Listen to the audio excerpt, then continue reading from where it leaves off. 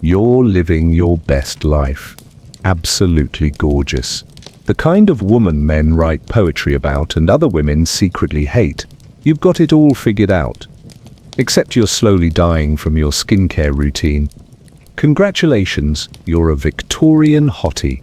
Population endangered species. You think modern beauty standards are brutal? Well, buckle up, buttercup, because we're about to take a little stroll through an era where looking good was quite literally a matter of life and death. Mostly death, if we're being honest. Before we dive headfirst into this carnival of cosmetic carnage, do me a favor and smash that like button and subscribe, because trust me, this rabbit hole of historical horror is just getting started. Right then, let's begin your education in Victorian vanity. You might want to grab a snack first, but that's not allowed anymore. Step 1. Starve yourself gracefully. You wake up hungry. Again, but that's perfect, because hunger is basically your personality now. Your waist measures 19 inches this morning. Tragic. Absolutely tragic. You might as well be a circus performer with measurements like that. 18 inches is respectable. 16 inches is divine. 19 inches is social suicide wrapped in silk stockings. Breakfast arrives on a silver tray, carried by your maid, who's learned not to make eye contact during your morning measurement ritual. Half a slice of toast that's been judged appropriate for your delicate constitution, some weak tea that wouldn't wake a dormouse, and your daily dose of self-loathing, because apparently you're the sort of woman who actually needs food to function. Embarrassing, really. The Victorian beauty standard was refreshingly simple. Look like you might die at any moment, but make it elegant. Fragility was fashionable. Weakness was wonderful. And if you could faint gracefully while doing it, well, you just won the bloody lottery. Your mother started training you for this when you were 8 years old, bless her practical heart. Not training for piano or French or any of that intellectual nonsense, training for starvation, professional level hunger management that would make monks weep with admiration. Because nothing says good breeding like the ability to survive on air, social anxiety, and the occasional sip of beef tea. The measuring tape becomes your most intimate companion.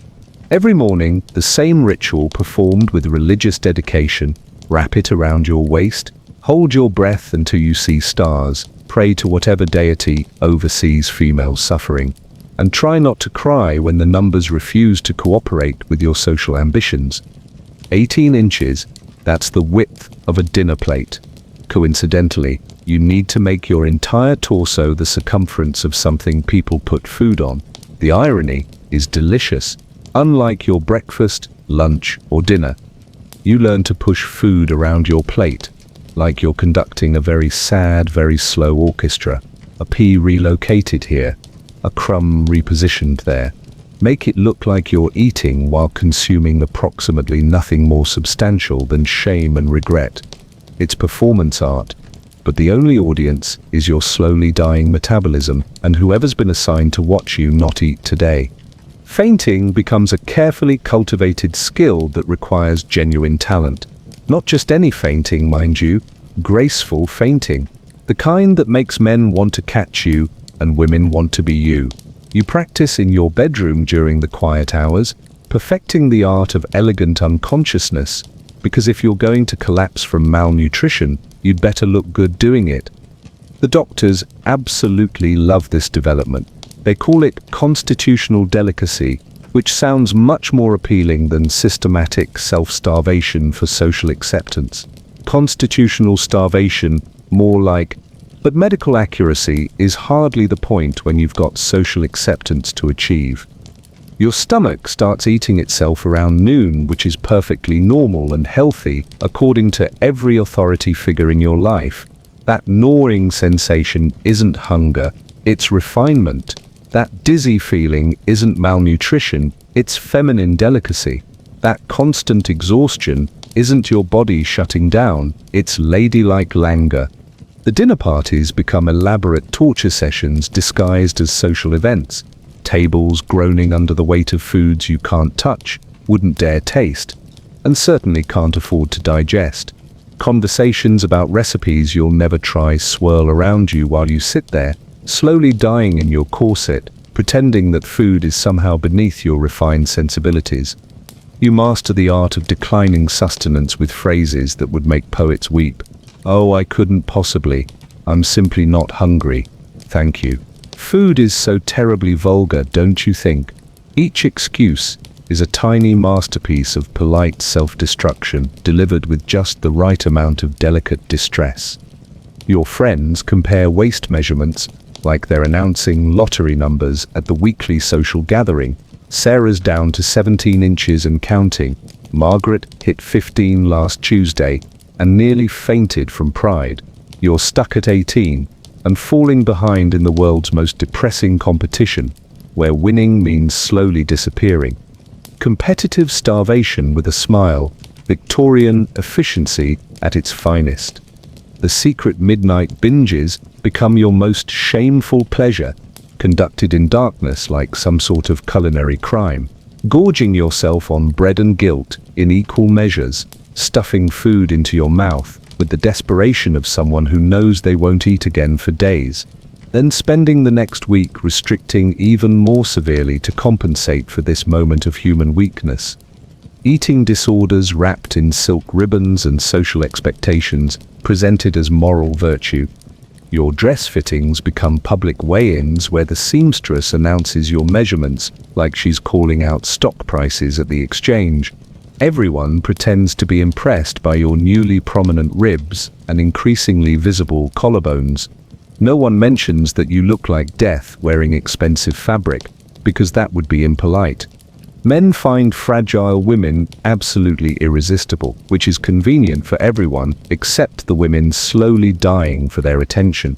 Your weakness becomes their masculinity supplement. Your hunger becomes their protective instinct. Your suffering becomes their romantic ideal.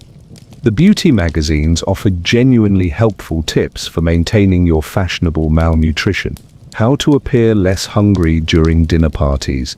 Fainting techniques for the modern lady. Why a healthy appetite is vulgar and unseemly. Self-help for self-destruction, delivered with the authority of medical science. You develop the remarkable ability to function on roughly 800 calories a day, which your body accepts with the resignation of a prisoner, adjusting to increasingly smaller rations. Your muscle mass disappears first, consumed by a metabolism that's run out of other options. Your brain follows, thinking about food with the obsession of someone genuinely starving. Your social life revolves entirely around meals you can't eat and conversations about sustenance you can't afford. The mathematics are brutally simple and socially approved. Less food equals smaller waste. Smaller waste equals better marriage prospects.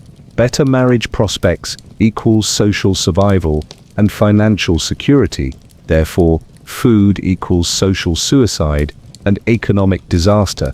Victorian logic at its absolute finest.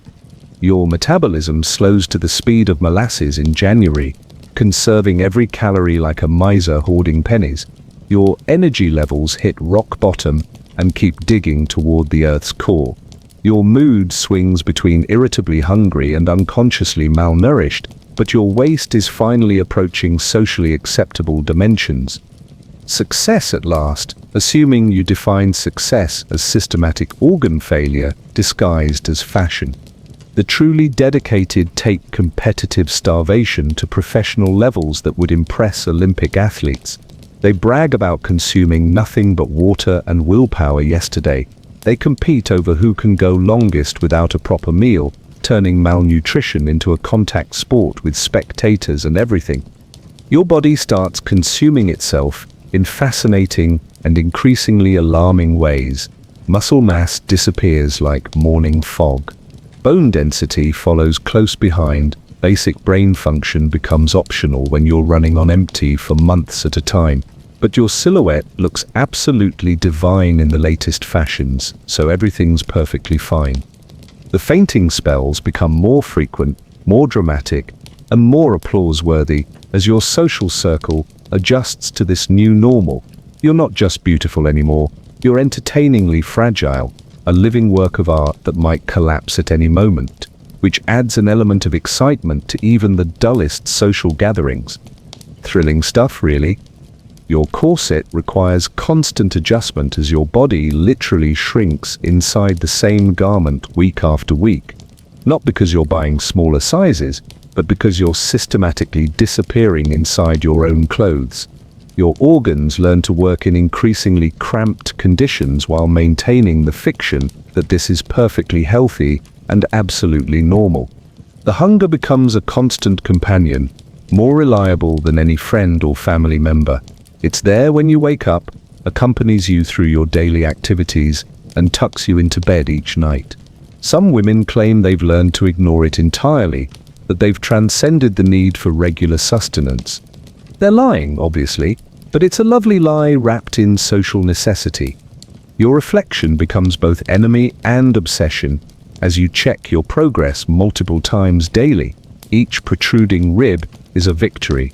Every visible bone is an achievement. The dark circles under your eyes from malnutrition become fashionable shadows that suggest mysterious depth and romantic suffering. But starvation, delightful as it is, represents only the first step in your transformation into a proper Victorian beauty. Once you've mastered the art of graceful malnutrition and your waist approaches acceptable dimensions, it's time to graduate to the next level of socially mandated torture. Time to strap yourself into a device specifically designed to restructure your entire torso into something that defies both anatomy and common sense. Time to meet your new best friend, constant companion, and systematic organ reorganizer, the corset. Corset? More like ribcage prison. Your maid approaches with the corset. Your organs immediately start updating their resumes. She's carrying what looks like Spanx, designed by someone who hates women and has access to medieval torture blueprints. This is tight lacing. It's shapewear with commitment issues and homicidal tendencies. The corset isn't underwear.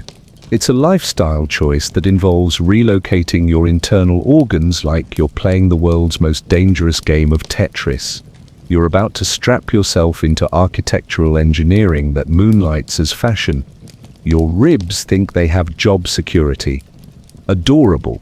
16 steel stays march up your torso like prison bars. Whalebone busk down the front, harder than getting a refund without a receipt. Silk laces strong enough to tow a car. This isn't clothing, it's a compression device with delusions of elegance. Your maid pulls those laces like she's starting a stubborn lawnmower, tighter, no, tighter than your budget after bills. Keep going until your liver files a complaint.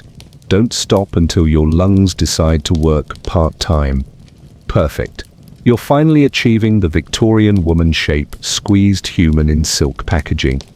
Breathing becomes premium content you can't afford. Deep breaths are for people who don't understand fashion. You survive on decorative gasps and the occasional wheeze. Oxygen is overrated when you've got an 18-inch waist. Your ribs discover they're surprisingly flexible, like yoga instructors under extreme pressure. Bones reshape themselves because apparently everything in your body is negotiable when society demands it. Doctors love this. They claim women's spines are naturally unstable and need external support, like badly designed furniture. They say this while ignoring women fainting in their waiting rooms like it's a boy band concert. Getting dressed requires the coordination of assembling IKEA furniture, but with higher stakes. Your maid braces herself while pulling laces with enough force to compress coal into diamonds. It's teamwork that could literally kill you. Some days you spend the morning in fashionable unconsciousness. Your circulation takes more breaks than a government employee. Your ability to bend vanishes entirely, turning you into an expensive coat rack that makes small talk. But your silhouette could break Instagram, so it's worth potential organ failure. The dedicated sleep in their corsets because apparently self-torture needs to be consistent. Some claim they can't sleep without the pressure. It's Stockholm Syndrome with better marketing. Your liver gets evicted and relocates near your spine, where it sulks like a displaced roommate. Under proper compression, it flattens like roadkill, but make it fashionable. Fashion magazines offer helpful tips for maximum compression without dying, which seems thoughtful. Start slowly, they suggest, like training for a marathon where the finish line is social acceptance and the participation prize is internal bleeding. Some corsets have steel fronts sharp enough to perform emergency surgery. Others weigh more than laptops, turning your torso into armor that protects nothing while crushing your soul. Professional tight lacers use pulley systems that would make gym equipment jealous. They achieve waist measurements that violate physics and probably human rights conventions. Personal trainers, but for your rib cage. Medical corsets come with doctor approval, like prescription medication for being female. These therapeutic devices treat womanhood like a pre-existing condition requiring external management. Your circulation becomes as reliable as Wi-Fi on a plane. Blood flow stops and starts randomly. Your hands take turns being useless, like trying to text with oven mitts. Headaches start at lunch and continue until death or corset removal. Some women develop chronic pain that outlasts their subscriptions to everything. Their bodies leave permanent one-star reviews. You can't slouch because steel won't allow it. You can't bend because organs have claimed all available space. You move like Alexa became human, but kept the robotic programming. Eating becomes more complicated than your relationship status. Your stomach holds shot glass portions. The corset converts you into a person-shaped funnel with unrealistic expectations. Some develop corset liver, which sounds like a trendy restaurant but means your organ is giving up. Medical terminology makes systematic abuse sound sophisticated. Custom corsets become precision instruments designed by specialists who understand exactly how much pressure organs can handle before starting their own complaint department. Your bones reshape permanently, like your skeleton is adapting to increasingly unreasonable management. Your ribcage develops coping mechanisms like someone in customer service too long. But organ compression is just the appetizer. Once you've achieved that wasp waist through months of internal furniture rearrangement, you face an even bigger challenge: hair construction that requires more planning than most people's retirement. Hair took hours, and most of it wasn't yours. You've survived starvation and organ compression. You're basically qualified to write a survival guide at this point. Now comes the fun part: building a hairstyle that requires more engineering than most bridges and costs more than your rent. Your maid arrives with what looks like a construction site explosion: pins, switches, padding, and hair that definitely didn't grow on your head. This isn't styling, it's architecture that happens to live on your skull. Victorian hair wasn't just big, it was structurally ambitious to the point of needing building permits. Your natural hair is the foundation for a tower of borrowed follicles and questionable decisions. Think of it as the base for a very unstable Jenga game made entirely of dead hair and social pressure. First, your real hair gets the full treatment, sectioned, teased, tortured, until it looks nothing like nature intended. It's like extreme contouring, but for your entire head and with permanent consequences. Then comes the padding. Your skull apparently failed the beauty inspection, so it needs upgrades. Horsehair cushions, cotton batting, wire frames. Your head is getting a renovation that would make home improvement shows nervous. The hair pieces represent a whole economy built on hair redistribution. Women sold their locks like they were cashing out investments, trading crowning glory for survival money. Your switch might be someone's rent payment or grocery fund. The gig economy, but with follicles. Your maid begins attachment with surgical precision and the patience of someone assembling furniture without instructions. Each piece must be color-matched and integrated into a design that defies physics. These aren't cute bobby pins. These are industrial strength anchors that look like they could pick locks or perform acupuncture. Some are pencil length, designed to penetrate multiple layers without causing brain damage. Some ladies use so many pins their heads become human pincushions. Walking through doorways requires the spatial awareness of parallel parking, except mistakes are more public. The weight is like carrying a laptop bag on your head, except the laptop is made of borrowed hair and social expectations. Several pounds of follicular architecture that your neck accepts, like subscription fees you forgot to cancel. Ladies develop corset fatigue, which sounds elegant but means chronic neck strain from architectural headwear. Your spine learns to support loads that would make delivery drivers demand hazard pay. Time investment rivals binge-watching entire Netflix series. 3 hours is speedrunning. Elaborate styles need 5 or 6 hours of continuous construction, with breaks for cramped hands and questionable life choices. The committed start preparation the night before, like meal prep but for your head. They sleep upright in special chairs, preserving hair architecture like maintaining sourdough starter. Here's the gross part. These constructions can't be washed without destroying hours of engineering, like trying to clean electronics in the dishwasher. Your towering coiffure becomes slowly composting hair products, oils, borrowed hair from strangers, and whatever creatures decide your head looks like prime real estate. Hair powder for that pale Instagram effect contains lead and arsenic, the same stuff used for pest control. Ladies dust elaborate constructions with toxic powder, creating hairstyles that glow beautifully while slowly poisoning dinner parties. Ring lights, but murderous. Borrowed hair comes from questionable sources. Hair merchants weren't running background checks, so your switch might carry diseases that would crash WebMD. You're wearing strangers' medical mysteries as fashion statements. Daily maintenance becomes unpaid part-time work. Your maid dismantles and reconstructs sections each morning like software updates, replacing casualties and adding fresh poison powder. Sleeping with architectural hair requires more planning than retirement. Ladies use special pillows and neck supports, sleeping in positions that would make chiropractors rich, all to preserve their hair investment. The dedicated commission custom pieces like building the perfect playlist, except instead of songs, it's dead hair in every shade for different occasions. Some hairstyles can't fit through doorways, forcing navigation like moving furniture upstairs. Carriages need extra headroom for passengers and their architectural projects.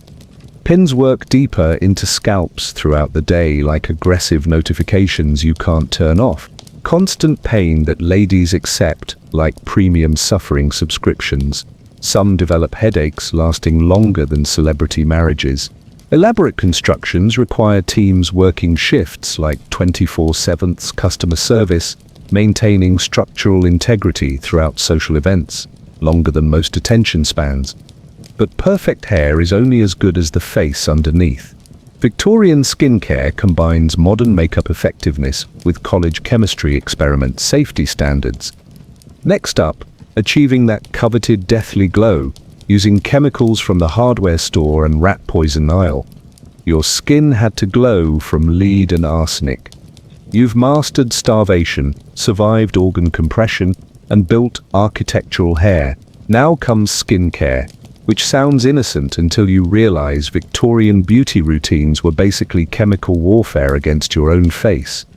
Your morning routine starts with lead-based foundation, not lead-free. Lead-based, the same stuff they used to shield X-ray rooms. Apparently, Victorians believed if a little poison was good for your complexion, a lot must be fantastic. The goal was simple: look like you'd never seen sunlight and might die at any moment. Deathly pale was the aesthetic. Healthy color suggested you worked outdoors like a common peasant, which was social suicide wrapped in a suntan. Lead foundation gave you that coveted corpse-like glow that made men swoon and other women jealous. It also gave you lead poisoning, but priorities, right? Your makeup routine required the same safety precautions as handling nuclear waste, except nobody had invented safety precautions yet. you'd apply layers of lead-based cosmetics with the confidence of someone who didn't understand chemistry. Ceruse was the foundation of choice for fashionable ladies, made from white lead and vinegar. It created a perfectly pale complexion that photographs beautifully and slowly kills you. It's like Instagram filters, but permanent and toxic. The application process was an art form. Thick layers of lead paste smoothed over your face, creating a porcelain mask that cracked when you smiled. Smiling became a calculated risk that could literally break your makeup. Your skin, underneath this chemical mask, was slowly being destroyed. Lead seeps through pores, accumulating in your bloodstream and organs, but your complexion looked flawless, assuming you define flawless as artificially pale and gradually poisonous. For that extra glow, ladies supplemented with arsenic wafers, literally eating poison for beauty. These complexion wafers promised clear skin and delivered systematic toxicity. It's like taking supplements, except the supplement is rat poison. Arsenic gave you that translucent ethereal look that suggested you might float away at any moment. It also gave you stomach cramps, hair loss, and neurological damage, but glowing skin was worth occasional organ failure. The beauty industry marketed these products like modern skincare brands market serums. Achieve luminous skin with our revolutionary arsenic formula. Lead-based foundation for that naturally unnatural look. Marketing that would make modern advertising executives weep with admiration. Your daily routine involved applying enough toxins to kill a small animal, but gradually and fashionably, you'd dust your face with lead powder, pop an arsenic wafer, and hope you'd survive long enough to receive compliments on your complexion. The side effects were considered part of the aesthetic.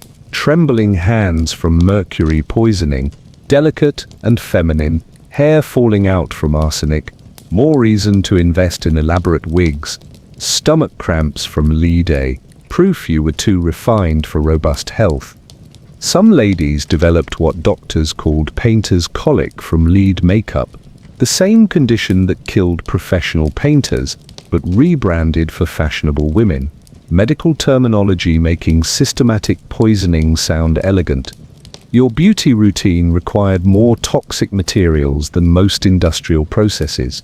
Lead, arsenic, mercury, antimony. You were basically running a chemical plant on your face, except the output was social acceptance instead of useful products. The preparation took hours, because applying poison properly is apparently an art form, layer upon layer of toxic substances, each one building toward that perfect deathly pallor that suggested you were too pure for this world. Mercury was used for removing unwanted facial hair and treating skin conditions. The same mercury that drives people insane applied directly to your face. It's like using industrial solvent as skincare, which isn't far from what they were actually doing. Your mirror became an altar to slow suicide. Every morning you'd apply chemicals that would make modern hazmat teams evacuate the building, but your reflection looked absolutely divine, assuming you could still see clearly through the mercury-induced vision problems. The wealthy could afford higher concentrations of poison, creating a literal class system based on how much toxic makeup you could purchase. The richer you were, the more dangerous your beauty routine. Social status measured in parts per million of heavy metals. Some women developed chronic illnesses that doctors couldn't explain, not realizing that their daily beauty routine was slowly killing them. They'd blame their mysterious symptoms on feminine weakness while continuing to poison themselves every morning. The beauty standards were so rigid that even knowing the risks, most women continued using toxic cosmetics. Social suicide was worse than actual suicide, so they chose slow poisoning over social rejection.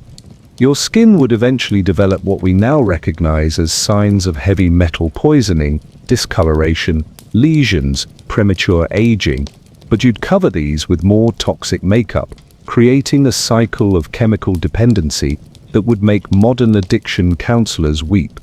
The truly dedicated would use different poisons for different occasions. lead for everyday wear, mercury for special events, arsenic for that extra glow during important social functions. A whole arsenal of toxins matched to your social calendar. But achieving perfect, poisonous pallor was only part of the challenge. You also needed to master the art of looking naturally beautiful while wearing enough makeup to stock a chemistry lab, all while pretending you weren't wearing any makeup at all. Because Victorian society demanded natural beauty, achieved through completely artificial means, natural beauty was mandatory and completely fake. You've poisoned yourself into the perfect complexion. Brilliant.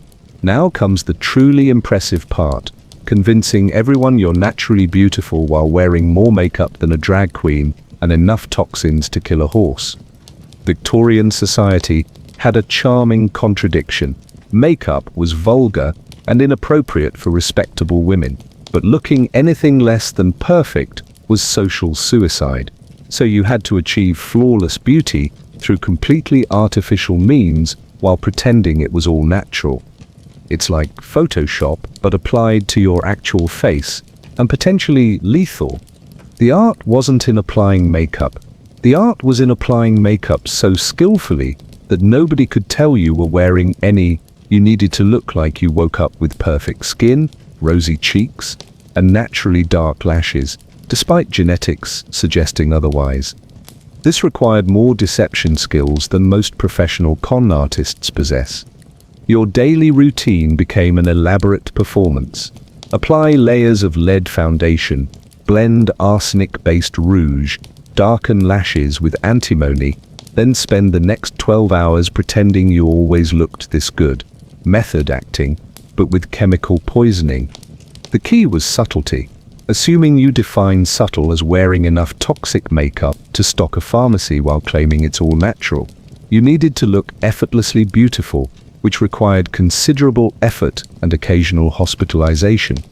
Society ladies developed techniques that would impress professional makeup artists, pinching cheeks instead of using rouge so the color looked natural, biting lips for that rosy tint, avoiding obvious cosmetics, creating the appearance of health through careful manipulation. But these natural techniques weren't enough for true beauty. So you'd supplement with invisible makeup, rouge applied so lightly it looked like natural flush, foundation so perfectly matched it seemed like actual skin, deception elevated to an art form. The truly skilled could apply a full face of toxic makeup that looked completely natural. They'd spend hours creating the illusion of effortless beauty, mastering techniques that required genuine talent and steady hands, assuming the mercury poisoning hadn't caused tremors yet. Your beauty routine required the same planning as a military operation: which products to use, how to apply them undetectably, how to maintain the illusion throughout social events. Strategic deception with deadly consequences. The irony was delicious. Women spent fortunes on cosmetics they couldn't admit to using, created elaborate beauty routines they had to hide, and risked their health for standards they had to pretend came naturally. Social media influencers have nothing on Victorian ladies when it comes to presenting fake authenticity. Some women would apply their makeup in complete secrecy, dismissing servants and locking doors to prevent anyone from witnessing their transformation. Like Bruce Wayne becoming Batman, except instead of fighting crime, they were fighting genetics. The wealthy hired specialists who could apply makeup so skillfully it was undetectable. Professional makeup artists who worked like spies, creating perfect faces while maintaining plausible deniability. The original glam squads with better security clearance. You'd carry emergency touch-up supplies disguised as other items, rouge hidden in handkerchiefs, lead powder in decorative compacts, antimony eye makeup in jewelry boxes, a mobile cosmetics laboratory disguised as feminine accessories. The maintenance was constant and exhausting. Throughout social events, you'd need to refresh your natural look without anyone noticing, sneaking away to reapply poison to your face while pretending you were simply powdering your nose. Some ladies developed code words and signals with their maids for makeup emergencies, subtle communications about when their natural beauty needed artificial reinforcement, secret service for skincare. The guilt was as toxic as the makeup. Society condemned women who wore cosmetics while demanding they look perfect. You were damned if you did, damned if you didn't, and slowly poisoned either way. Religious leaders preached against the vanity of cosmetics, while expecting women to appear virtuous and beautiful, priests condemning makeup, while their congregations slowly died from lead poisoning in pursuit of moral-looking beauty. Medical professionals added to the confusion by promoting some toxic beauty treatments while condemning others. Doctors prescribing arsenic for clear skin while warning against the dangers of rouge. Professional mixed messages with deadly consequences. Your social circle became complicit in the deception. Everyone pretended to believe that everyone else was naturally perfect, while secretly knowing they were all slowly poisoning themselves for social acceptance. Collective delusion with makeup brushes. The truly ambitious would adjust their toxic makeup routine for different lighting conditions. Natural look for daylight, enhanced poison for candlelight, strategic toxicity for various social settings, technical expertise applied to systematic self-destruction. Some women became so skilled at the natural makeup deception that they convinced themselves it was real. They genuinely believed their beauty was effortless, forgetting about the hours of toxic preparation required to achieve it. But even perfect fake natural beauty wasn't enough. You also needed eyes that sparkled with mysterious allure, achieved through methods that would make modern ophthalmologists flee the country in horror. Time to explore the fascinating world of Victorian eye enhancement, where beauty literally came at the cost of vision. Your eyes had to sparkle, so you drugged them. You've mastered toxic skincare and fake natural beauty. Now comes eye enhancement, where achieving that mysterious, alluring gaze required literally drugging yourself blind, because nothing says attractive like dilated pupils and potential permanent vision loss. Beautiful Victorian eyes needed to be large, dark, and mysteriously sparkly. Not naturally sparkly, chemically sparkly, achieved through belladonna eye drops that would make modern emergency rooms very, very busy. Belladonna, also known as deadly nightshade, is exactly what it sounds like, deadly. But when applied directly to your eyes, it created enormous pupils that men found irresistibly romantic. It also caused blindness, hallucinations, and occasionally death. But priorities. Your daily eye routine involved putting literal poison into your eyeballs. It's like using industrial solvent as eye drops, which isn't far from what was actually happening.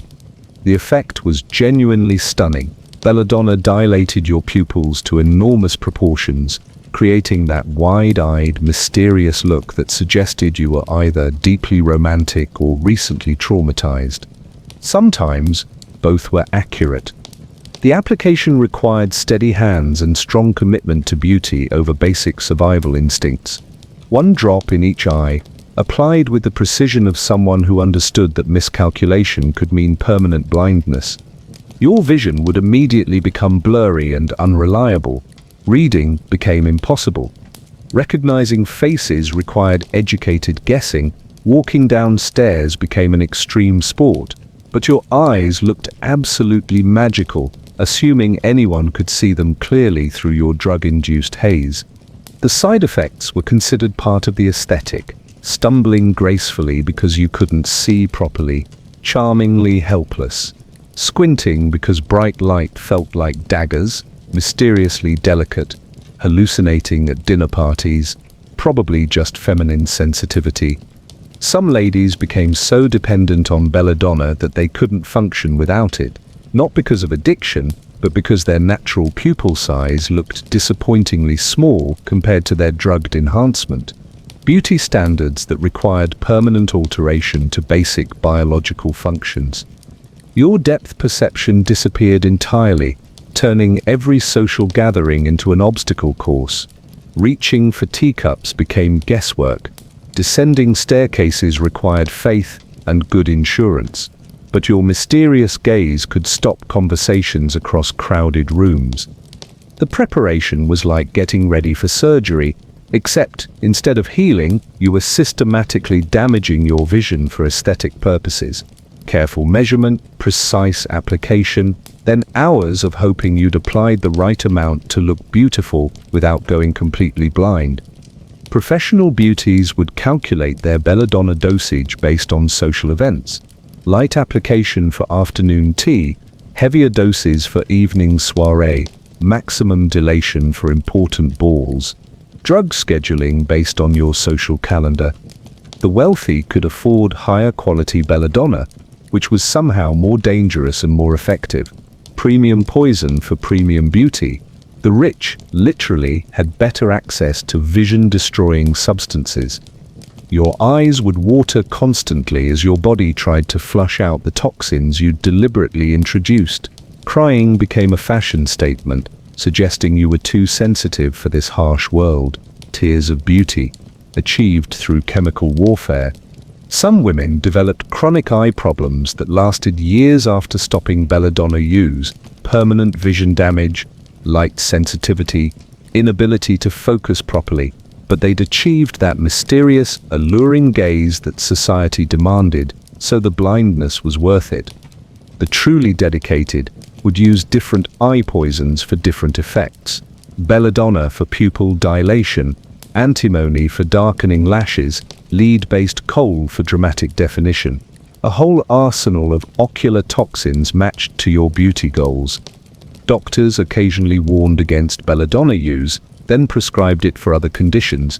Medical professionals couldn't decide if deliberately poisoning your eyes was therapeutic or dangerous, so they hedged their bets and let fashion decide.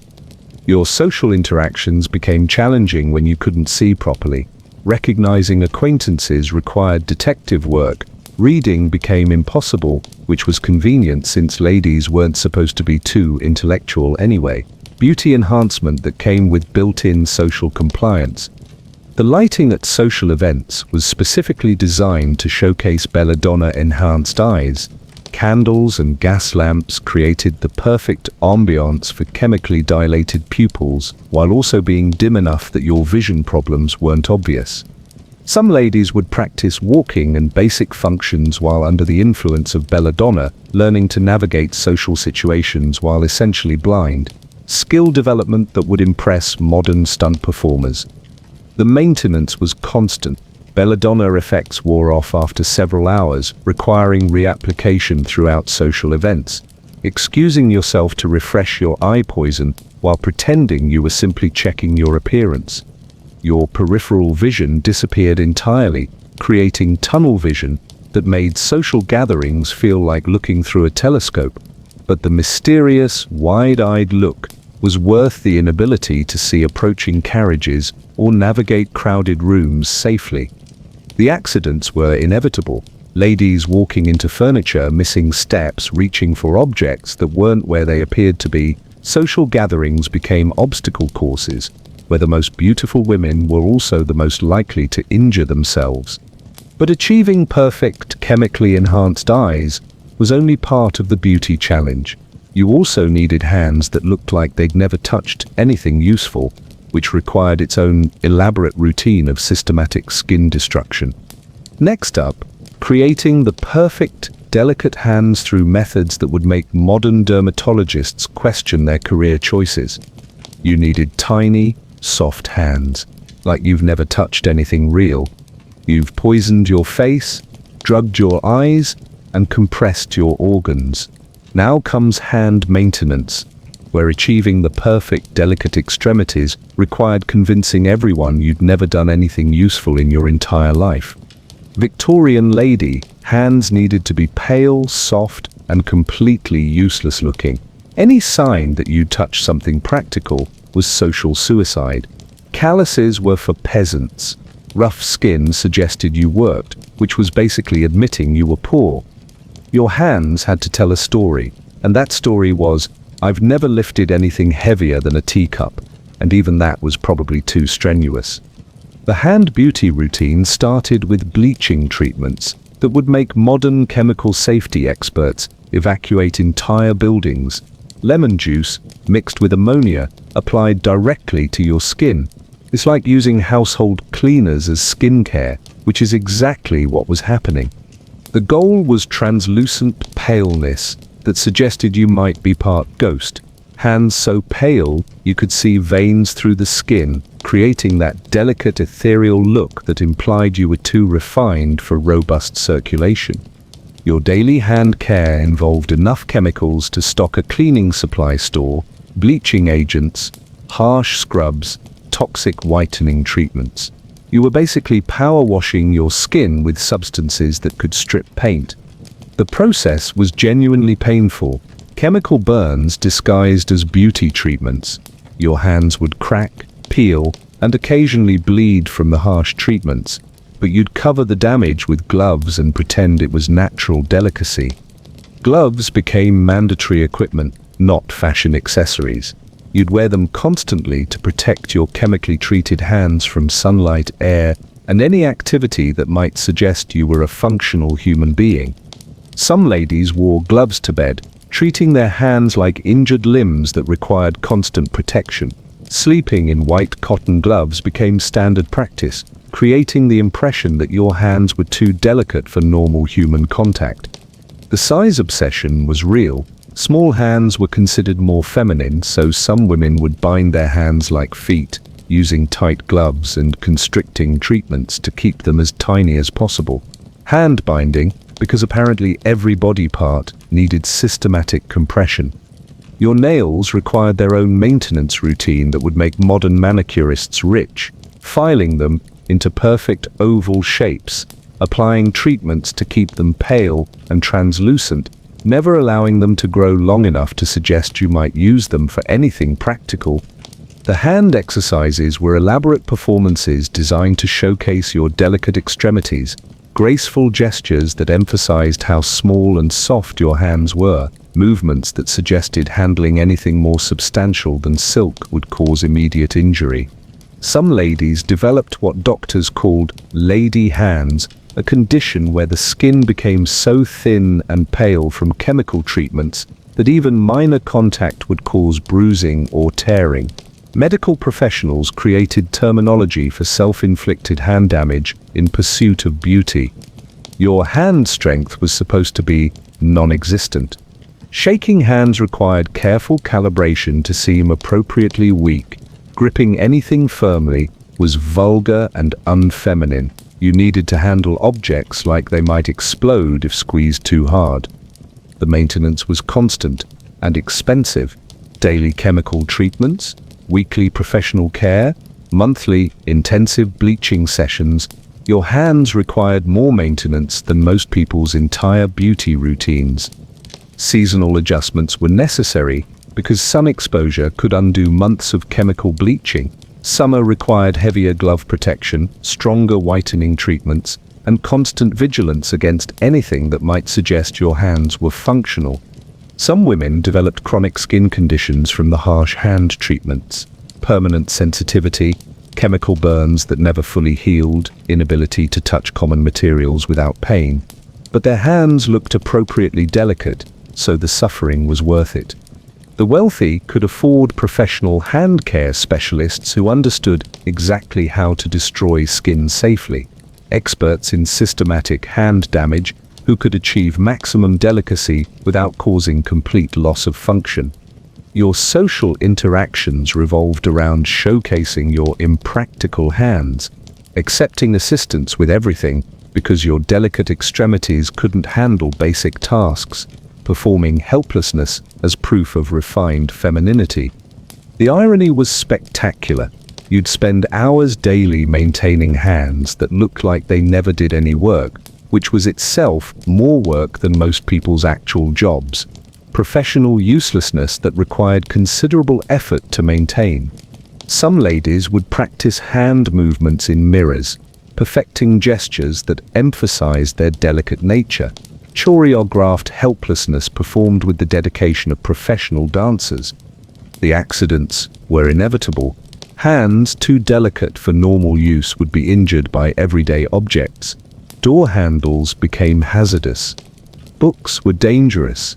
Even teacups posed risks to properly maintained lady hands, but achieving perfect useless hands was only part of the beauty challenge. You also needed to maintain dental hygiene using methods that would make modern dentists question the entire concept of oral care.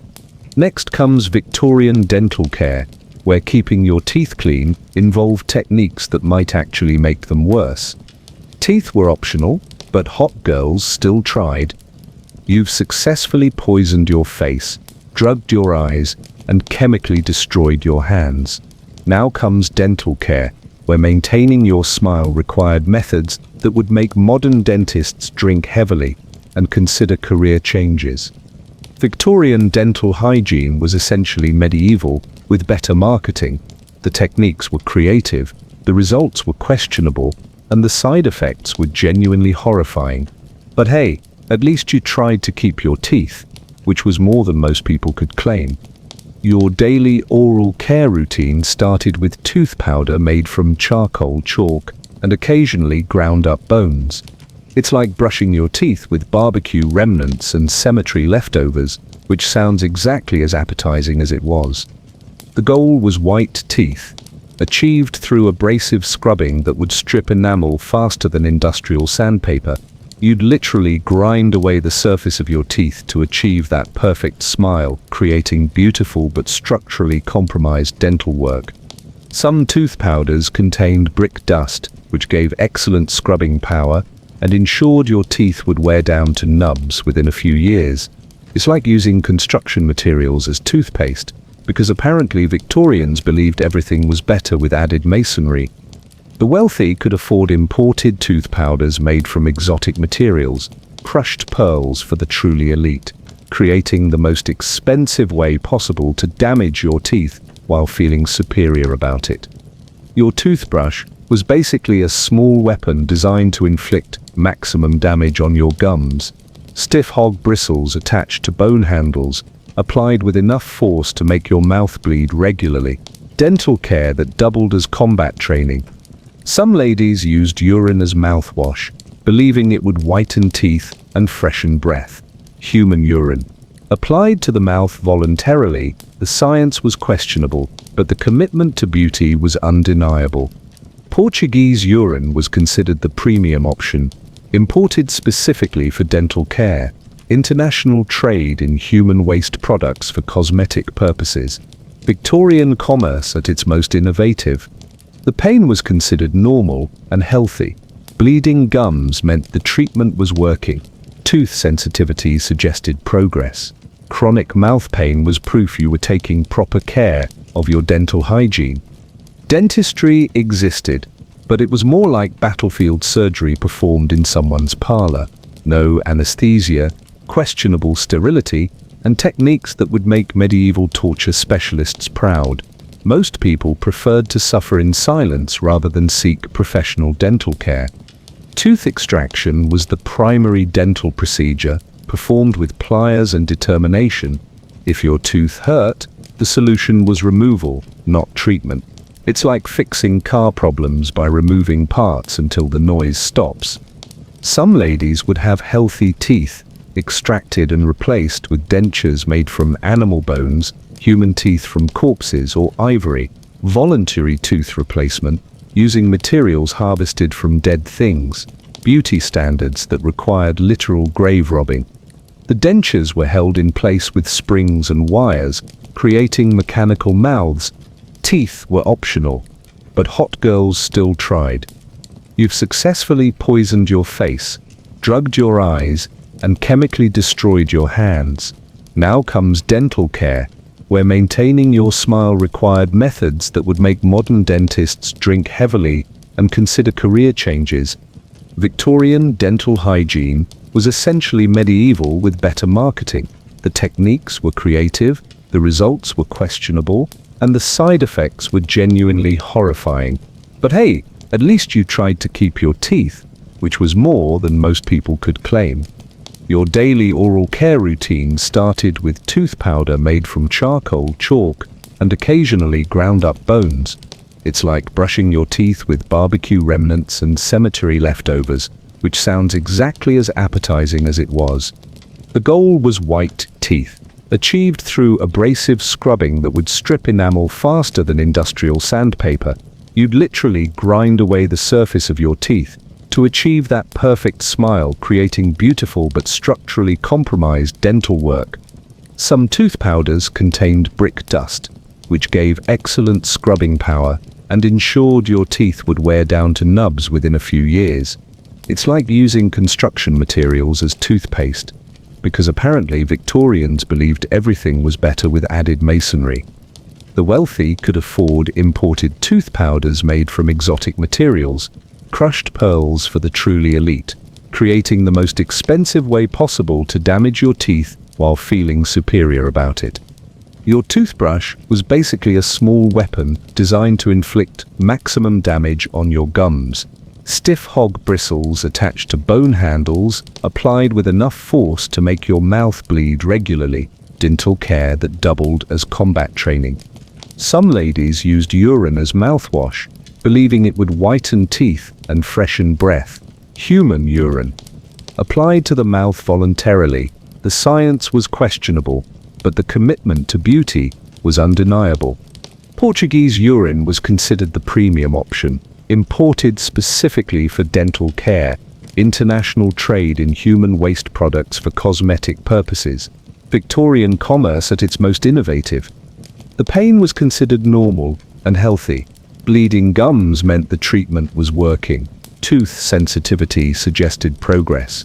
Chronic mouth pain was proof you were taking proper care of your dental hygiene. Dentistry existed, but it was more like battlefield surgery performed in someone's parlor. No anesthesia, questionable sterility, and techniques that would make medieval torture specialists proud. Most people preferred to suffer in silence rather than seek professional dental care. Tooth extraction was the primary dental procedure, performed with pliers and determination. If your tooth hurt, the solution was removal, not treatment. It's like fixing car problems by removing parts until the noise stops. Some ladies would have healthy teeth extracted and replaced with dentures made from animal bones, human teeth from corpses, or ivory. Voluntary tooth replacement using materials harvested from dead things. Beauty standards that required literal grave robbing.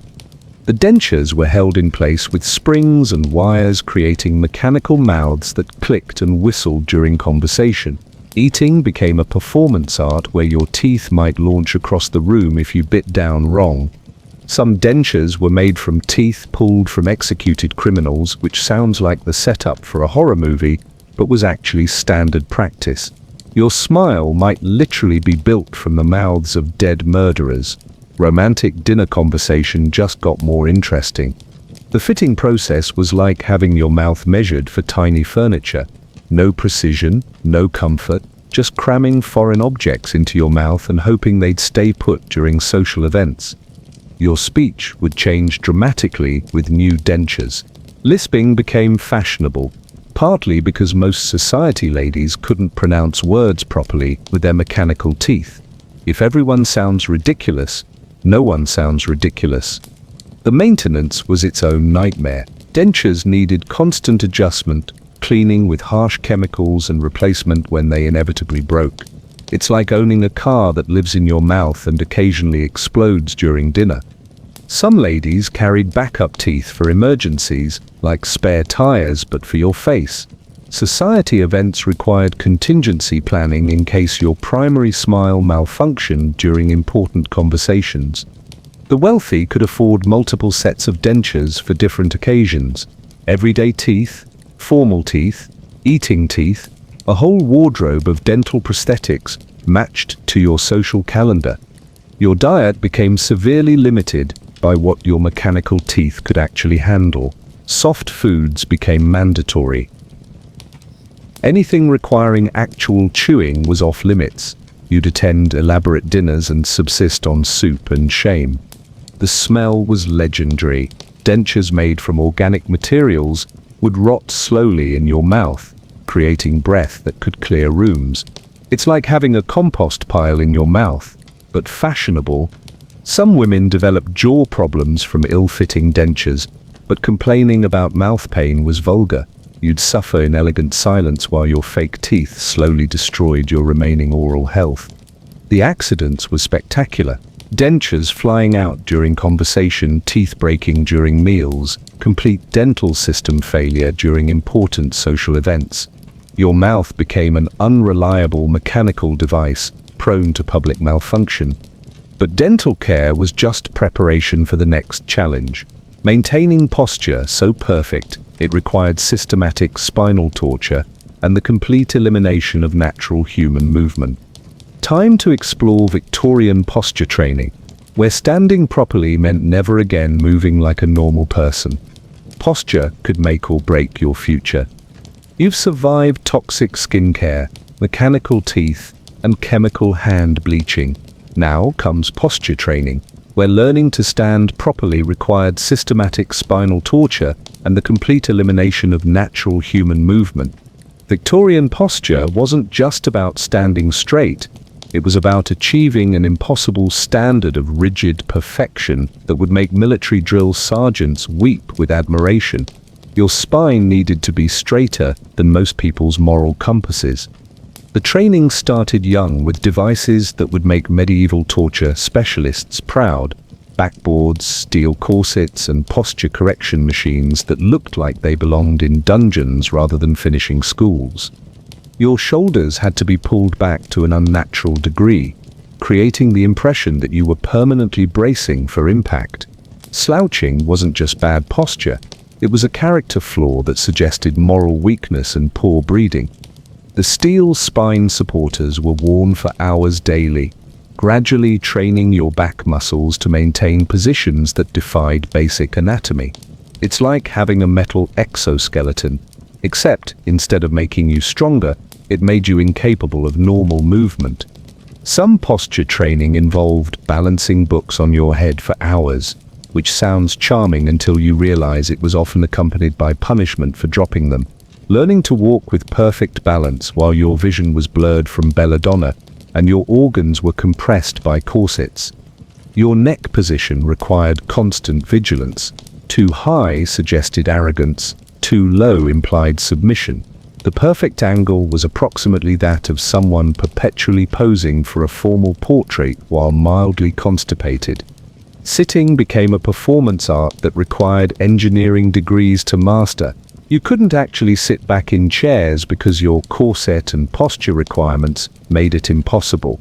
Instead, you'd perch on the edge of furniture like an expensive bird that might fly away at any moment. The walking technique was genuinely bizarre.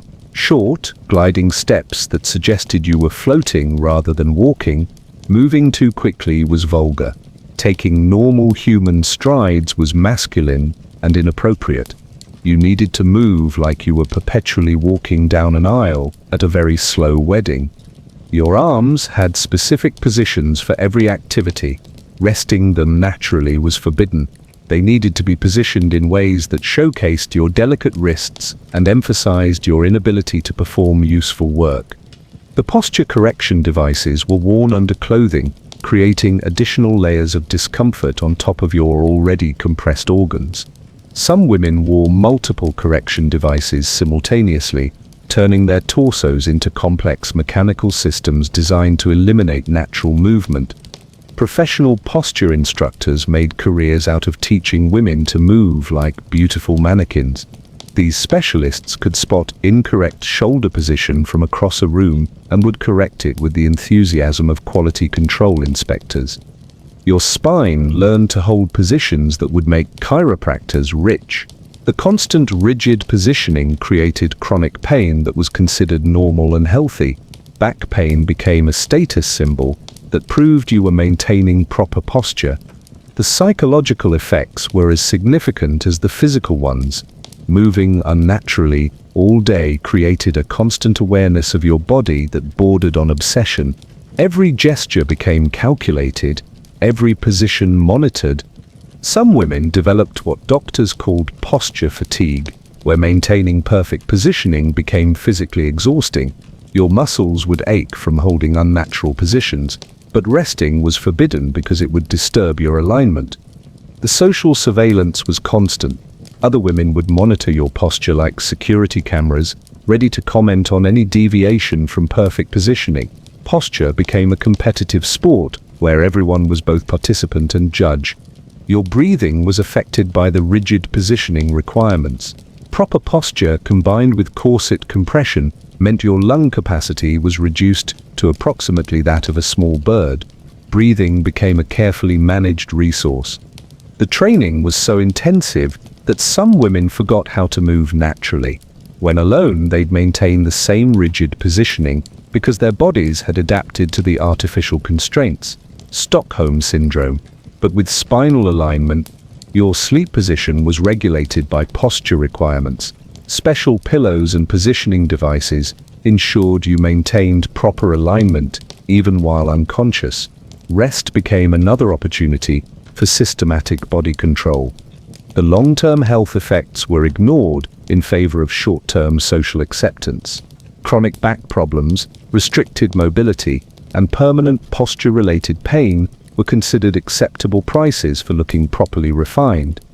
But perfect posture was just the foundation for your social interactions. You also needed to master the art of never being alone, which required navigating a complex system of supervision that would make modern surveillance states jealous. Next up, the fascinating world of Victorian chaperoning, where privacy became a luxury you literally couldn't afford.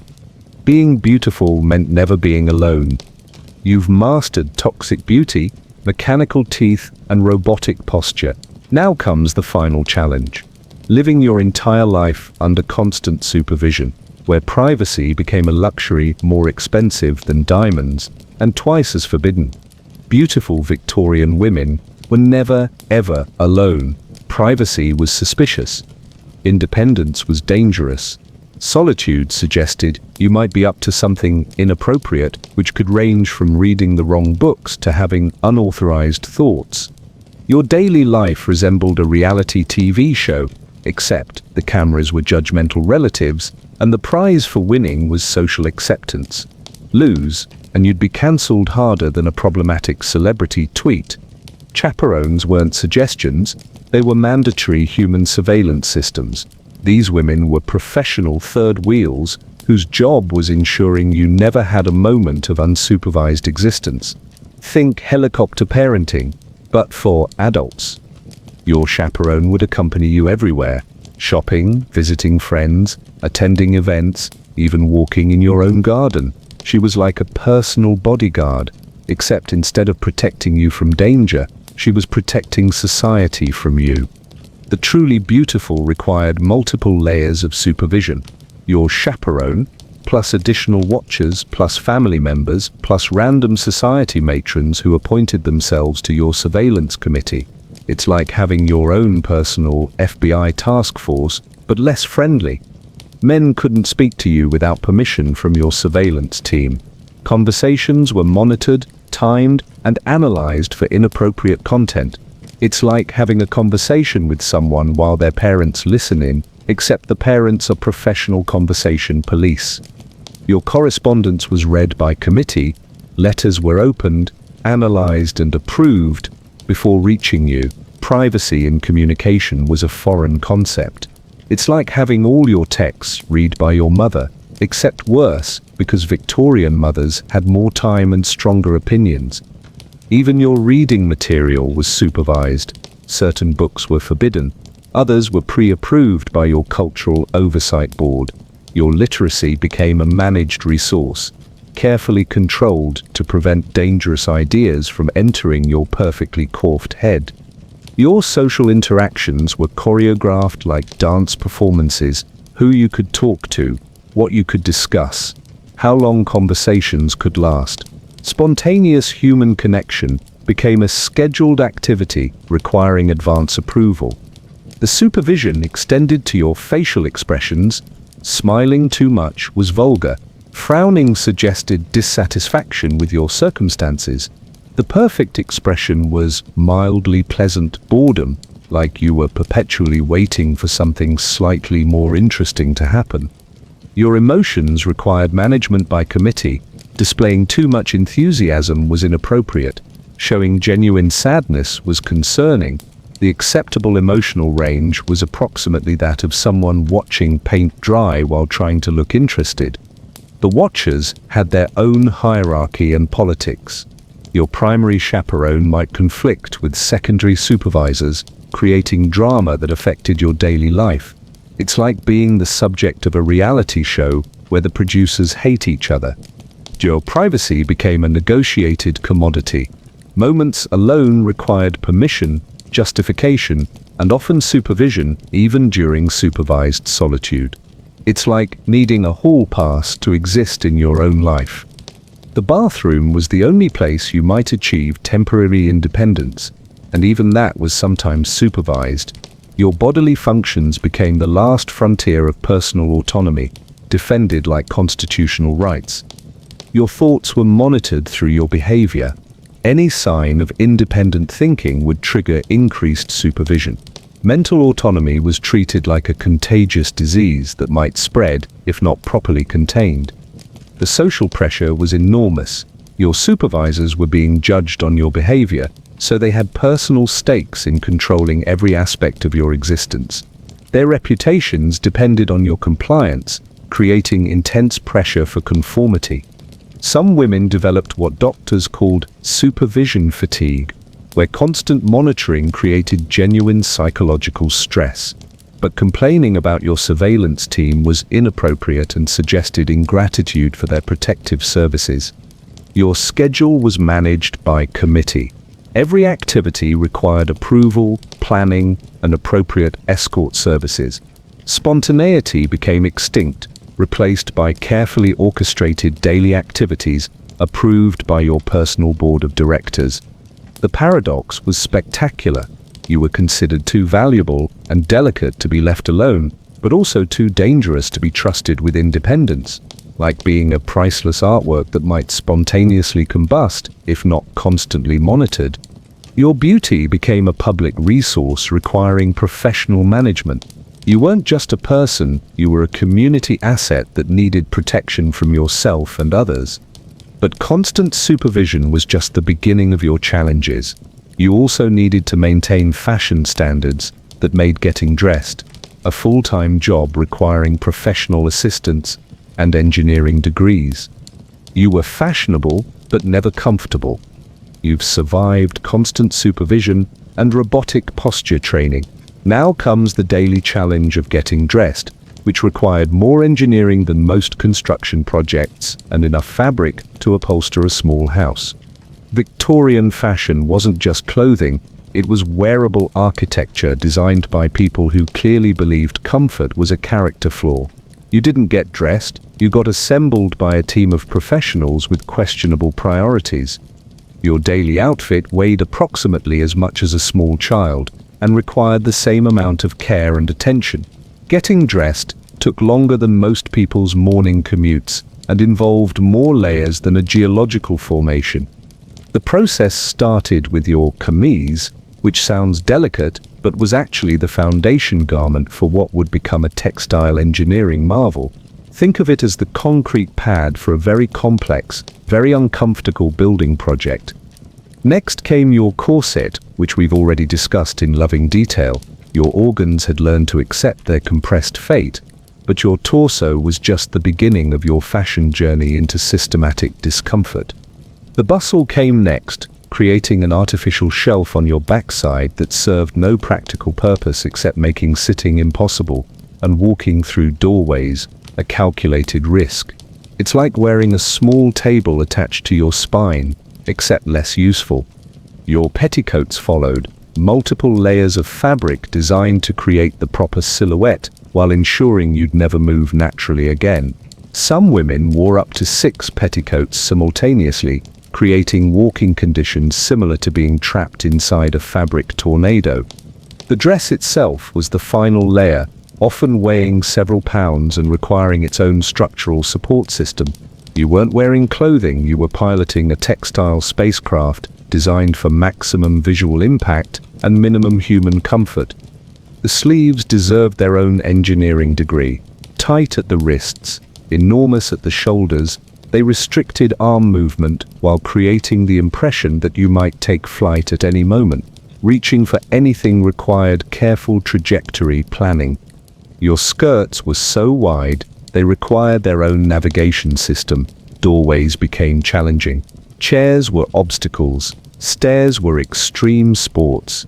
You moved through the world like a beautifully dressed icebreaker, clearing a path through normal-sized spaces. The fabric choices were specifically designed to maximize discomfort. Heavy silks, scratchy wools, and materials that trapped heat like personal saunas. Breathable fabrics were apparently not invented yet, or were considered too practical for fashionable women.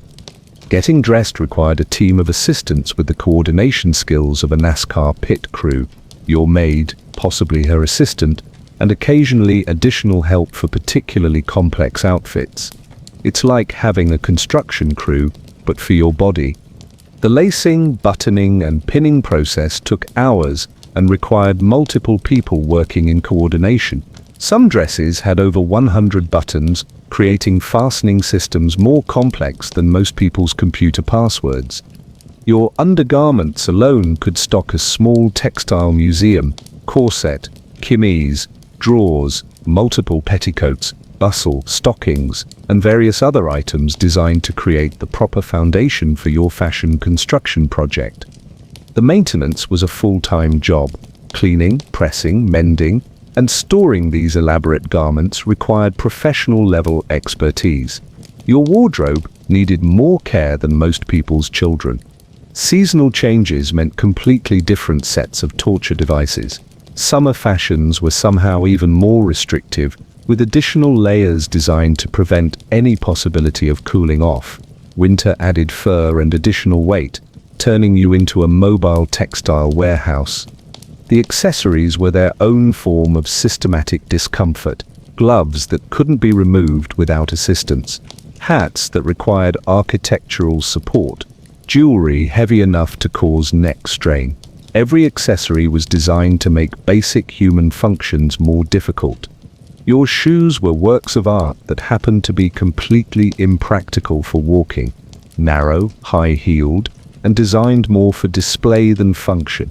Moving in them required the balance skills of a tightrope walker and the pain tolerance of a professional athlete. The color coordination was more complex than most people's career planning. Everything had to match perfectly, creating outfit combinations that required advanced planning and professional consultation. Getting dressed wrong could ruin your entire social standing. The weather became your mortal enemy. Rain could destroy hours of preparation. Wind could dismantle your carefully constructed silhouette. Sun could fade your expensive dyes. You were basically wearing art that could be destroyed by basic atmospheric conditions. Your mobility was completely compromised. Bending was impossible. Reaching was limited.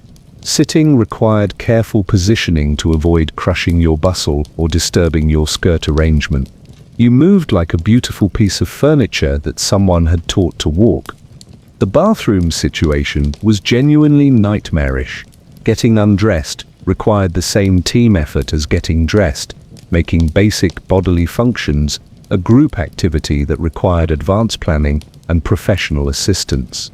But fashionable immobility was just preparation for the next challenge, mastering the art of sitting still for hours while maintaining the appearance of being engaged and interesting, despite being essentially a decorative object. Sitting still was a beauty requirement. You've mastered the art of wearing architectural clothing that weighs more than most furniture. Now comes the ultimate Victorian challenge. Sitting perfectly still for hours while looking naturally engaged, despite being essentially an expensive mannequin with a pulse. Beautiful Victorian women weren't supposed to move. Motion suggested energy, energy suggested work, and work suggested you weren't refined enough to be decorative. You needed to achieve the activity level of fine china while maintaining the appearance of being alive and interesting. Your daily existence became a performance art piece titled Human Statue with Social Anxiety. The goal was to look naturally beautiful while doing absolutely nothing for extended periods, which is harder than it sounds when you're slowly dying from organ compression. Sitting required its own technical expertise. You couldn't actually sit back because your corset and bustle made it impossible. Instead, you'd perch on the edge of furniture like an expensive bird that might fly away if startled by sudden movements. Your posture had to remain perfect for hours. No slouching, no shifting, no adjusting your position for comfort. You were basically a living portrait that occasionally blinked and made polite conversation when directly addressed. The social expectations were clear. Beautiful women were meant to be observed, not active. You were human decoration meant to enhance the aesthetic appeal of social gatherings while contributing approximately nothing to actual human interaction. Your face required constant management. The same pleasant but vacant expression for hours at a time. Too much animation suggested vulgarity. Too little suggested you might be dead, which would be socially awkward for everyone involved. Your hands needed to remain in approved positions throughout social events, folded gracefully, holding appropriate objects, positioned to showcase your delicate nature. Fidgeting was forbidden. Natural human movement was banned. Conversation was limited to topics that required no physical gestures or emotional investment. Weather, mild social observations, and carefully neutral comments that wouldn't disturb your carefully maintained composure. Passionate discussion was masculine and inappropriate. Your breathing had to be controlled and unnoticeable. The combination of corset compression and social requirements meant you needed to survive on minimal oxygen while appearing perfectly comfortable. It's like holding your breath for hours while pretending everything is fine. The entertainment at social gatherings often involved watching other people do things while you sat motionless. Music performances, readings, discussions that you could observe but not fully participate in, because engagement required too much physical and emotional energy. Your energy levels were supposed to be permanently set to decoratively low. Enthusiasm was vulgar. Excitement was masculine. The proper energy level was approximately that of someone who'd been mildly sedated, but was trying to remain polite about it. The physical strain was enormous. Maintaining unnatural positions for hours created muscle fatigue, joint pain, and circulation problems. But complaining about discomfort was inappropriate, so you'd suffer in elegant silence. Your social function became similar to expensive furniture. You were there to look beautiful and demonstrate your family's wealth and taste. Actually doing anything would undermine your value as a decorative object. The boredom was genuinely crushing. Hours of sitting still with minimal stimulation, limited conversation, and no physical activity.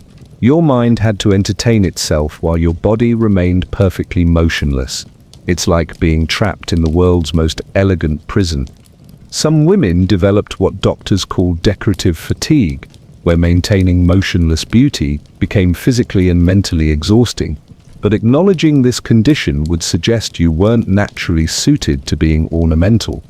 Your personal interests had to be expressed through approved static activities. Embroidery, watercolor painting, reading poetry, hobbies that could be performed while sitting perfectly still and looking appropriately feminine. The social surveillance was constant.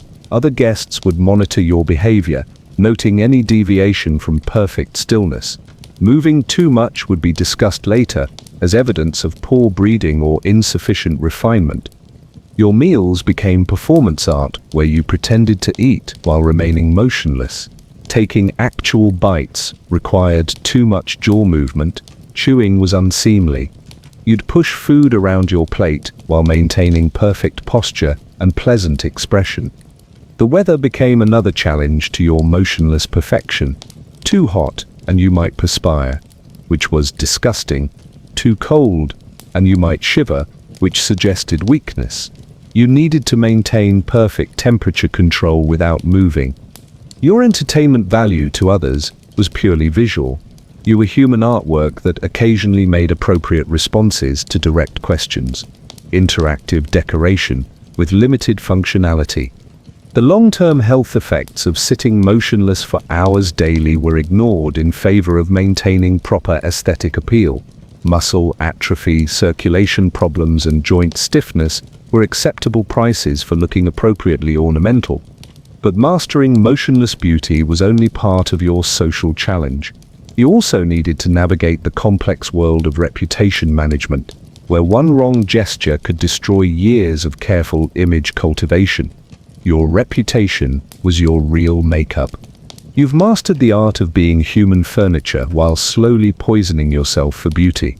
Now comes the most dangerous part, reputation management, where one wrong smile could destroy your entire life faster than a viral TikTok scandal.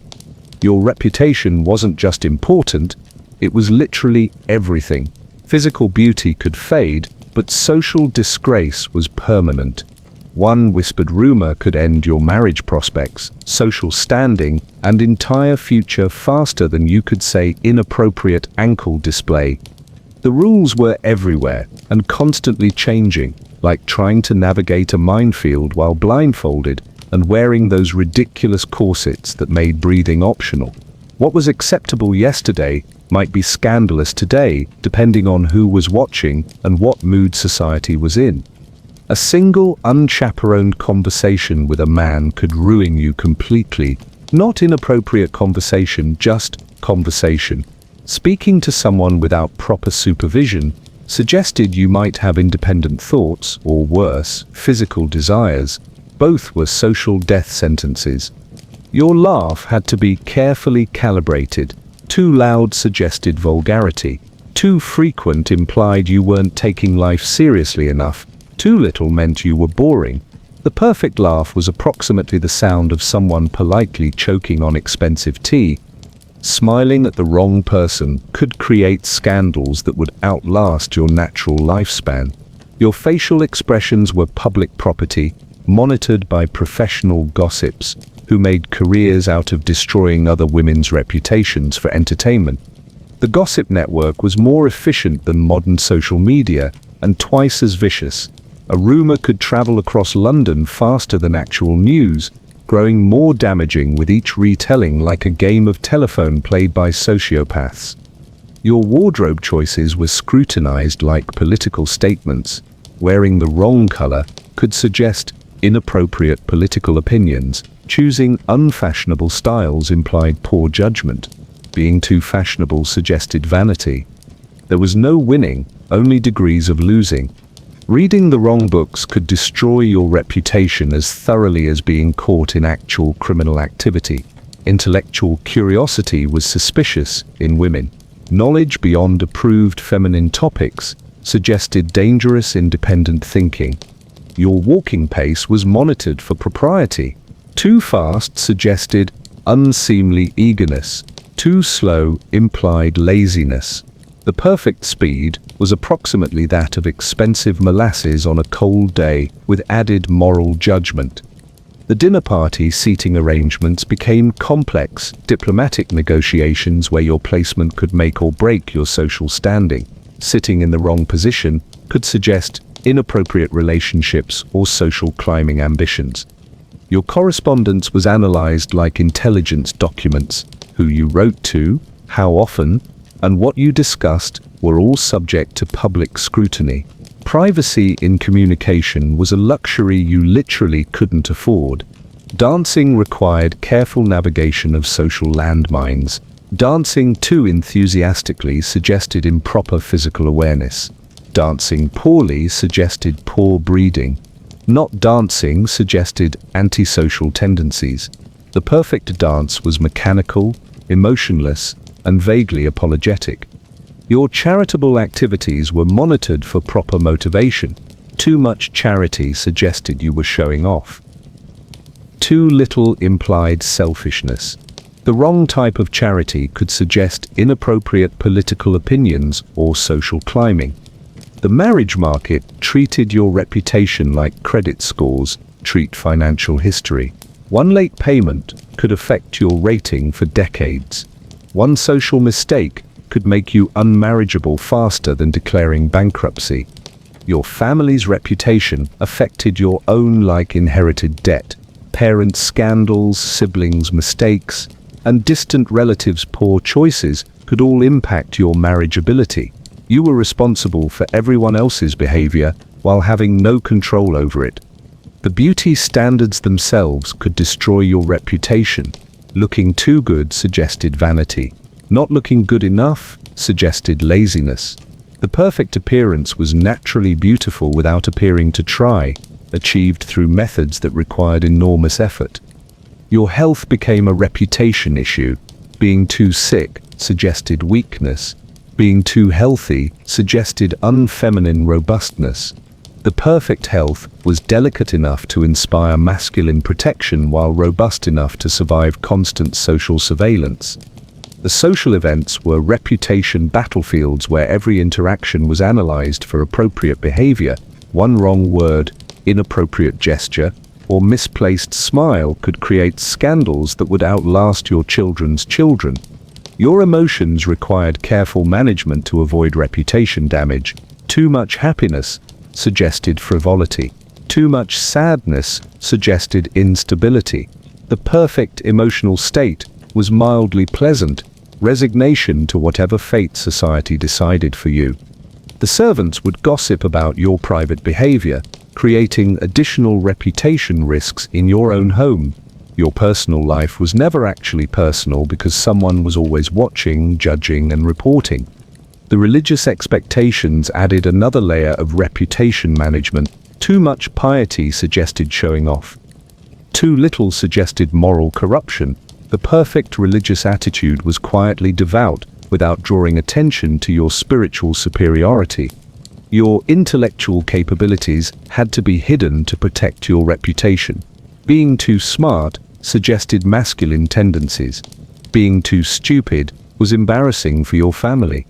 The perfect intelligence level was just smart enough to manage household affairs while remaining charmingly helpless about everything else. But reputation management was just preparation for the final challenge. Aging gracefully in a society that considered women over 25 to be ancient relics, whose only value was warning younger women about the dangers of getting old. You had to look 17 forever. Even when you were 30, you've navigated the minefield of reputation management while slowly dying from beauty treatments. Now comes the ultimate Victorian challenge, stopping time itself, because aging was basically admitting defeat in the most important competition of your life. The age limit for female attractiveness was brutally specific. 17 was peak desirability. 21 was concerning. 25 was ancient. 30 might as well be dead, socially speaking. You were expected to maintain teenage appearance indefinitely while gaining none of the wisdom that usually comes with experience. Your peak value as a human being occurred before your brain finished developing, which should tell you everything about Victorian priorities. You were supposed to be simultaneously mature enough for marriage and young enough to be completely inexperienced with everything. The anti-aging routine started early because prevention was easier than cure, assuming either was actually possible with Victorian technology.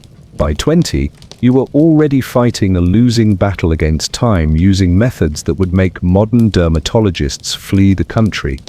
Your makeup routine became increasingly desperate as years passed. More lead foundation to cover emerging lines. Heavier arsenic applications to maintain that youthful glow. Additional toxic substances to fight the natural aging process that dared to continue despite your social requirements. The lighting in your home was strategically managed to hide aging signs. Dim candles that flattered your complexion while making reading impossible. Gas lamps positioned to create optimal facial shadows. Your house became a stage set designed to maintain the illusion of eternal youth. Your wardrobe required constant updates to maintain age-appropriate appearance. Colors that suggested youthful innocence. Styles that hid developing maturity. Accessories that drew attention away from any signs of experience or wisdom. The hair dyeing process became more frequent and more toxic as gray hairs appeared. Lead-based dyes applied directly to your scalp, creating beautiful color while slowly poisoning your nervous system. Beauty treatments that doubled as systematic brain damage. Your social circle required careful management as you aged. Surrounding yourself with older women made you look younger by comparison, but associating with aged people could suggest you were aging yourself. It's like social camouflage, but with higher stakes. The marriage pressure intensified with each passing year. Every birthday reduced your value in the marriage market, like depreciation on expensive cars. Your family would become increasingly desperate to arrange suitable matches before your value dropped further. Your behavior had to remain appropriately youthful despite increasing life experience. Wisdom was unattractive in women. Experience suggested you weren't pure enough for marriage. You needed to maintain the mental age of 17 while navigating adult responsibilities. The exercise routine was designed to maintain youthful energy without developing unfeminine strength. Gentle activities that preserved your delicate nature while fighting the natural effects of aging. It's like working out, but with the goal of remaining weak and helpless. Your diet became even more restricted as you aged, because gaining weight was evidence of declining self-control. Older women had to work harder to maintain fashionable fragility, while their metabolisms naturally slowed. The medical treatments for aging were as dangerous as regular beauty routines, just more expensive. Professional treatments involving more toxic substances, more invasive procedures, more systematic damage to your health in pursuit of youthful appearance. Your correspondence required careful management to hide aging evidence. Letters written in dim light to hide hand tremors from poison. Avoiding topics that might reveal your increasing experience or developing opinions about life. The social events became more challenging as you aged among younger competition, maintaining youthful behavior while your body fought the effects of years of toxic beauty treatments, competing with genuinely young women while pretending to be their age. Your family would begin discussing your shelf life like you were a perishable product approaching expiration. Conversations about your marriageability that treated you like depreciating assets rather than human beings with increasing life experience. The financial pressure increased as anti-aging treatments became more expensive and less effective, investing more money in increasingly desperate attempts to stop natural biological processes that continued despite your best efforts. Your future became increasingly uncertain as you aged past peak desirability. The social support systems were designed for young, marriageable women. Aging without marriage meant social and economic exile from the only life you'd been trained for. The psychological impact was devastating. Your entire identity was built around youthful beauty that was naturally temporary. Aging meant losing not just your appearance, but your entire sense of self-worth and social value. The irony was spectacular. Society's most beautiful women were often the most miserable, constantly fighting biological inevitability while slowly poisoning themselves to maintain impossible standards. Success in the beauty game meant a lifetime of escalating self-destruction. But age wasn't the only threat to your value as a Victorian woman. Even more dangerous was the possibility that you might develop actual desires or opinions which could destroy everything you'd worked so hard to achieve. All this work, and you still weren't allowed to want anything. You've survived systematic starvation, organ compression, toxic poisoning, constant surveillance, and the impossible challenge of stopping time itself. Congratulations, you've achieved peak Victorian beauty. Now comes the final revelation. After all that work, you still weren't allowed to want anything for yourself.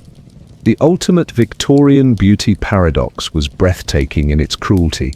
You were supposed to be infinitely desirable while having no desires of your own. You were meant to inspire passion while feeling none. You were designed to be wanted while wanting nothing in return. Your entire existence was built around being the perfect object of someone else's affection, not a person with your own needs, dreams, or ambitions. an expensive, beautiful thing that other people could possess and display as evidence of their success. Love wasn't something you were allowed to feel. It was something that happened to you, like weather or taxation, completely outside your control and not subject to your preferences. Your heart was supposed to be as decorative and non-functional as your chemically damaged hands. Your opinions were considered as inappropriate as public nudity. Having thoughts about politics, literature, or social issues suggested you weren't focusing enough attention on being beautiful and available. Independent thinking was basically intellectual masturbation, and equally shocking. The perfect Victorian woman wanted nothing more than to make her husband happy, raise his children, and manage his household. Any desires beyond this narrow scope suggested selfishness, unwomanly ambition, or dangerous independence that threatened the natural order. Your education was carefully limited to ensure you remained appropriately desire-free. Enough knowledge to be an interesting dinner companion, not enough to develop inconvenient opinions about your circumstances. Learning was like seasoning, meant to enhance your appeal without overwhelming your fundamental blandness. Physical desires were particularly forbidden. Good women didn't enjoy intimacy. They endured it as a wifely duty. Any suggestion that you might have your own sexual feelings was social suicide. You were supposed to be pure, which apparently meant being completely disconnected from your own body. Your friendships were monitored to prevent the development of inappropriate sisterhood that might encourage dangerous ideas about women's capabilities or rights. Female solidarity was suspicious because it might lead to questioning the systems that kept you beautifully oppressed. Career ambitions were laughable. Your job was being beautiful and available. Wanting to do anything else suggested you didn't understand your proper role in society. Professional aspirations were as inappropriate as wearing men's clothing and twice as threatening to social order. Your hobbies were limited to activities that enhanced your value as a decorative object. Painting pretty pictures, playing gentle music, reading approved literature, nothing that might develop your mind beyond its ornamental function or suggest you had interests unrelated to being beautiful. The money you couldn't earn, inherit, or control was symptomatic of your desire-free existence. Financial independence might lead to actual independence, which would threaten your availability for marriage and motherhood. Economic power was reserved for people who were allowed to want things. Your living space wasn't yours to arrange or decorate according to your preferences. Your room, your home, your entire environment was designed by other people to showcase your beauty appropriately. Having decorating opinions suggested vanity, or worse, personal taste. The food you weren't supposed to eat was just one example of desires you weren't allowed to acknowledge. Hunger, thirst, comfort, rest, warmth, coolness, all basic human needs that you were expected to transcend through sheer feminine refinement. Your schedule was managed by other people because having preferences about how to spend your time implied you thought your time belonged to you. Your days were filled with activities designed to maintain or display your beauty, not activities you might actually enjoy. The books you couldn't read, the places you couldn't go, the people you couldn't meet, all represented experiences you weren't allowed to want. Your curiosity was supposed to be as limited as your waist, compressed into socially acceptable dimensions. Your emotional life was supposed to be as controlled as your physical appearance. Passionate feelings were unseemly. Strong preferences were unwomanly. The ideal emotional state was pleasant willingness to accept whatever life offered without complaint or personal investment. The cruel irony was that achieving perfect beauty required enormous ambition, dedication, and personal drive. You needed to want beauty desperately enough to endure systematic torture, but wanting anything else was forbidden. All that determination and willpower channeled into the single acceptable female desire being desirable to men. Your entire personality was supposed to be like your corseted waist, compressed, artificial, and designed to please others rather than function for yourself. Who you really were inside was as irrelevant as your squashed liver, hidden away to create a more pleasing external appearance. The tragedy wasn't just that you couldn't have what you wanted. The tragedy was that you weren't allowed to figure out what you wanted in the first place. Your desires were as carefully controlled as your diet, compressed into socially acceptable dimensions that left little room for actual human feelings. And so you achieved the ultimate Victorian success, becoming perfectly beautiful, completely desirable, and utterly empty. A gorgeous shell crafted through years of systematic self-destruction, designed to house nothing more substantial than the reflection of other people's desires. The perfect Victorian woman was a masterpiece of social engineering, a human being transformed into a beautiful object through techniques so effective that she forgot she had ever been anything else. Welcome to peak femininity, Victorian style, population, one very beautiful, very empty, very slowly dying woman who had achieved everything society told her to want and lost everything that might have made her happy.